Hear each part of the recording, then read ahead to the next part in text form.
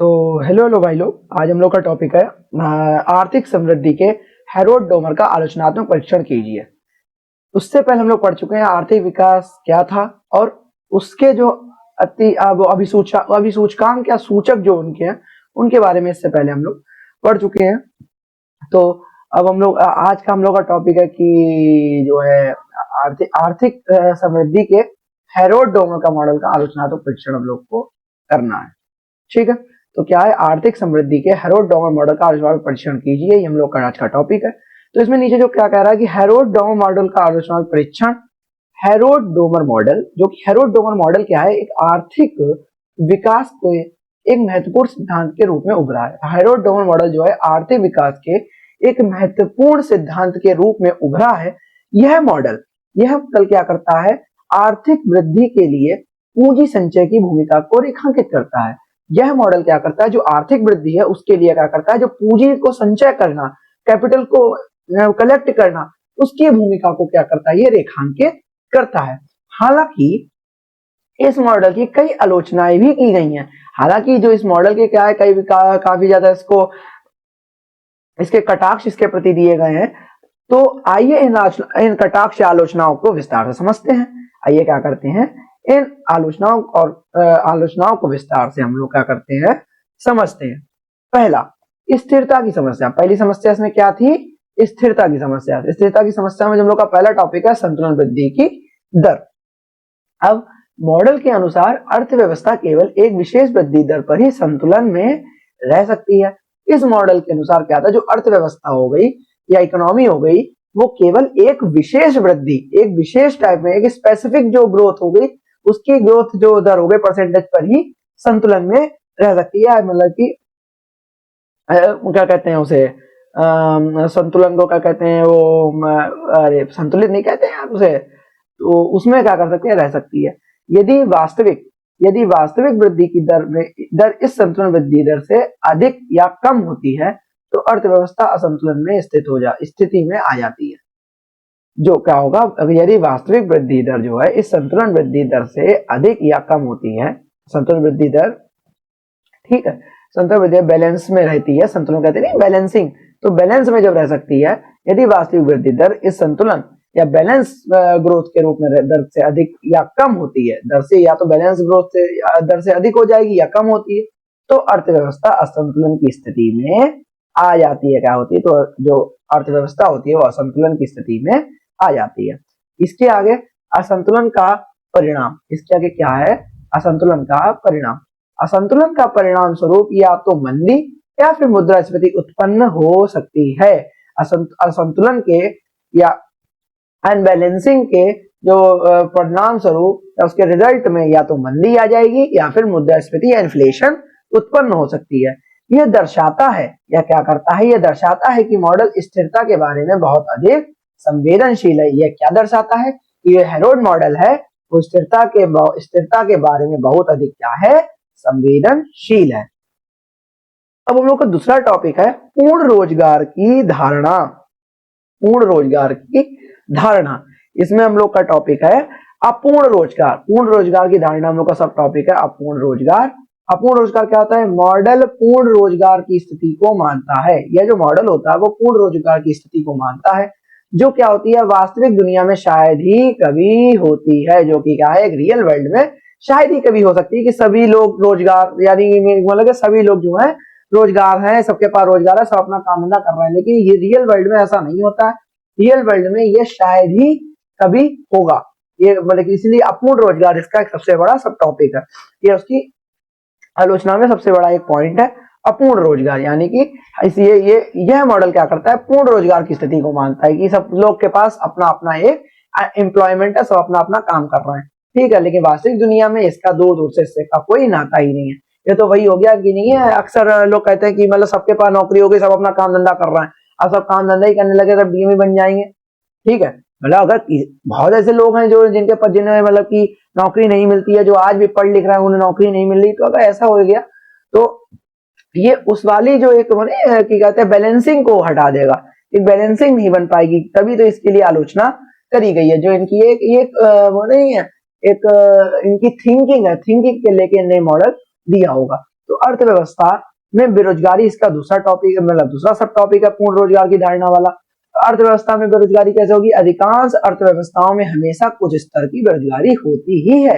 अधिकांश, ज्यादातर जो अर्थव्यवस्थाएं हो गई उनमें हमेशा से कुछ स्तर की, मतलब कुछ कुछ लेवल की बेरोजगारी होती ही है, जिसे मॉडल में ध्यान में नहीं रखा गया है। जिसे अक्सर क्या करा गया है? मॉडल में ध्यान में रखा ही नहीं गया है। अब अगर तुमने मॉडल को ध्यान में रखा ही नहीं है तब ये इसमें आलोचना में जुड़ गया। ठीक है, अर्थव्यवस्था में बेरोजगारी अधिकांश होती ही होती है, एक लेवल तक तो होगी ही होगी, उसको आप नहीं हटा सकते जिसे मॉडल में ध्यान में रखा नहीं गया, इसलिए आलोचना में इसका एक टॉपिक, ऐसा टॉपिक जोड़ा गया है। आगे का हम लोग का तीसरा टॉपिक है निवेश का निर्धारण। निवेश का निर्धारण कैसे करेंगे? निवेश का निर्धारण में आगे हम लोग का टॉपिक है निवेश का बाह्य निर्धारण, यानी बाहरी एक्सटर्नल निर्धारण कैसे करेंगे। तो मॉडल में निवेश एक बाह्य चर माना जाता है। मॉडल में, ये जो मॉडल है हेरोड-डॉमर का, तो उसमें जो मॉडल में जो निवेश हो गया वो क्या होता है? एक बाह्य चर या बाहरी मतलब कि एक थिंग मानी जाती है, जिसका अर्थ यह है कि जिसका अर्थ क्या है? यह है कि मॉडल के भीतर निर्धारित नहीं होता, यह मॉडल के भीतर निर्धारित ही नहीं होता है निवेश, इसीलिए इसे बाह्य चर के रूप में, बाहरी चीजों के रूप में माना जाता है निवेश को। ठीक है, और दूसरा इसमें सब टॉपिक है कि वास्तविकता में निवेश क्या होता है।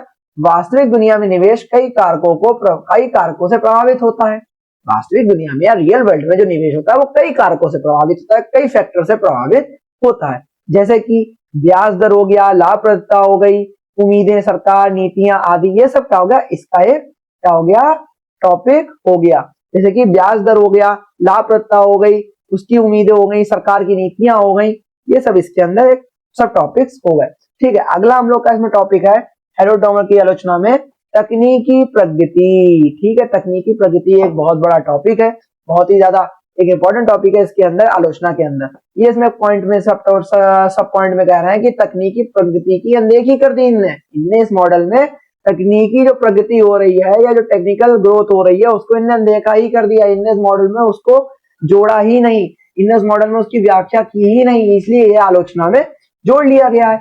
मॉडल में तकनीकी प्रगति क्या होती है कि मॉडल में तकनीकी प्रगति की भूमिका को स्पष्ट रूप से शामिल नहीं किया गया है।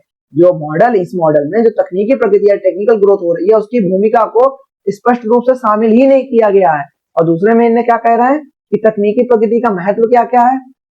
तो तकनीकी प्रगति आर्थिक विकास का एक महत्वपूर्ण ड्राइवर है, इसे मॉडल में शामिल करना आवश्यक है।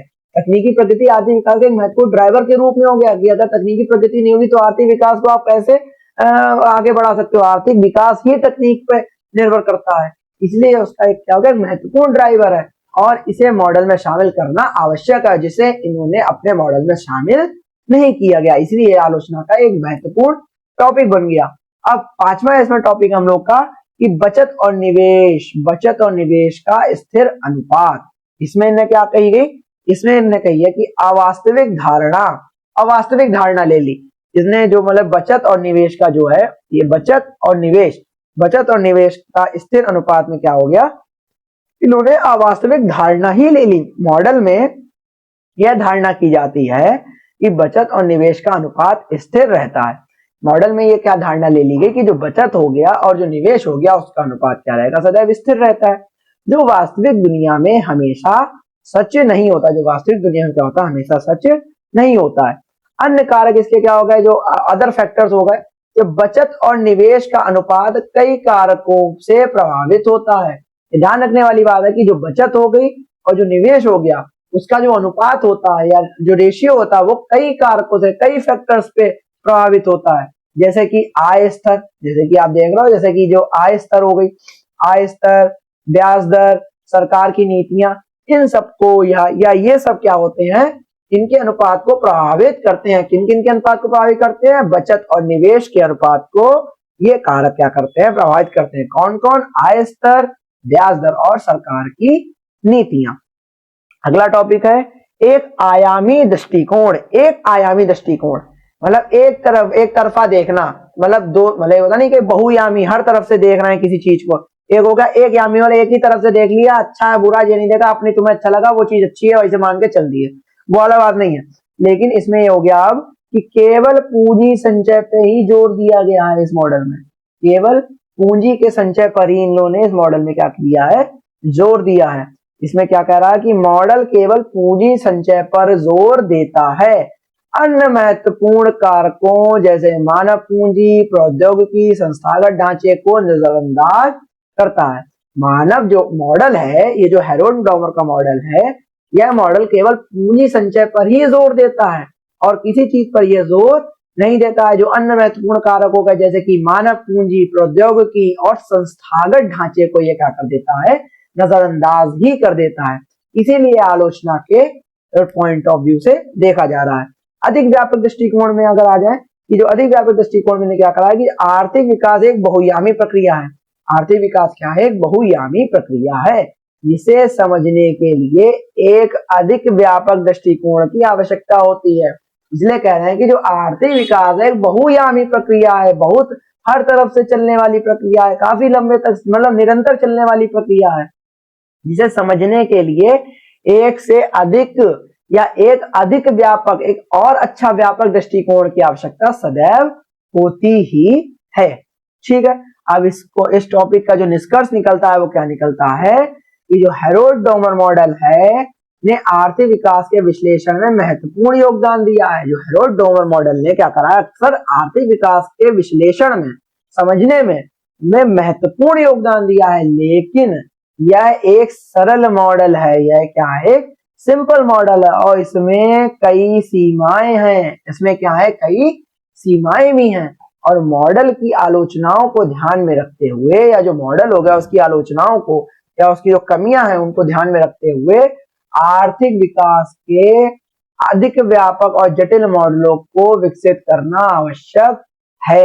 इसकी इस मॉडल की कमियों को ध्यान में रखते हुए यह निष्कर्ष निकलता है कि आर्थिक विकास के जो अधिक व्यापक और ज्यादा व्यापक और जो जटिल मॉडलों को अब विकसित करना आवश्यक है, क्योंकि इस मॉडल से केवल काम नहीं चलेगा।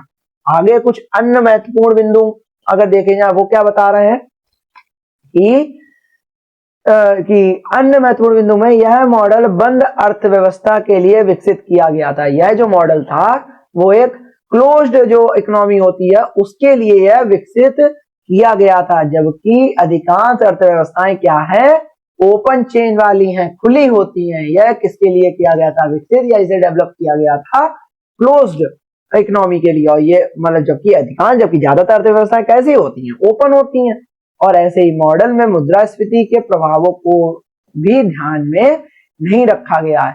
और जो इस मॉडल में क्या करा गया, जो इन्फ्लेशन होती है या जो महंगाई होती है या जो भी चीजें होती है प्राइस में उतार चढ़ाव होता है, उसके प्रभावों को ध्यान में रखा ही नहीं गया है।